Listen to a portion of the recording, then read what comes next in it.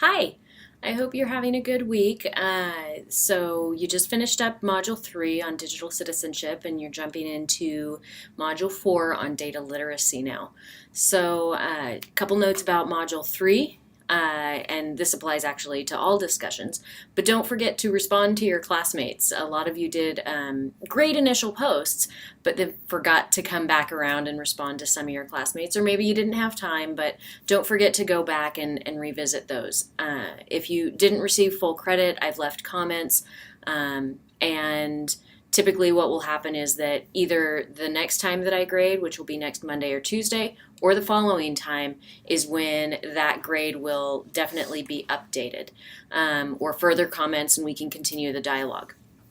Another site that I wanted to bring to your attention is around digital citizenship is one from Google and iKeepSafe. They have put together a series of digital citizenship lessons and curriculum. So go ahead and Google iKeepSafe digital citizenship, and you should be able to find those easily reproducible lessons. Don't forget to make your lesson plans public, and that those can be so that they can be viewed and then graded. For Module 4, it's all about data literacy, and really it's mostly about metacognition in the sense of how we think about data and thinking about that thought process, even down to the lesson plan itself. The lesson plan asks you to take an assessment, any assessment. It can be something as simple as a 5-point quiz, or something more extravagant like perhaps an essay, and have students reflect upon the assessment results. I think that I covered this on our face-to-face meeting, but just as a reminder, this sort of stemmed from an experience where a teacher would assign 50% of the grade for an essay on content and 50% of the grade for process.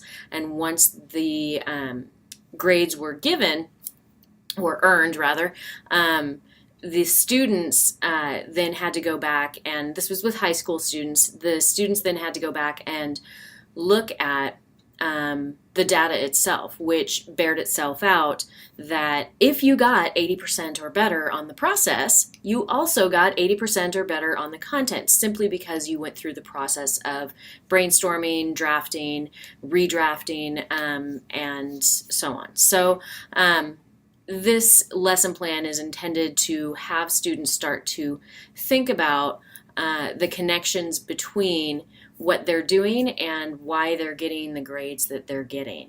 And also for it to be a collaborative process between you and the students when looking at crafting questions, crafting quizzes.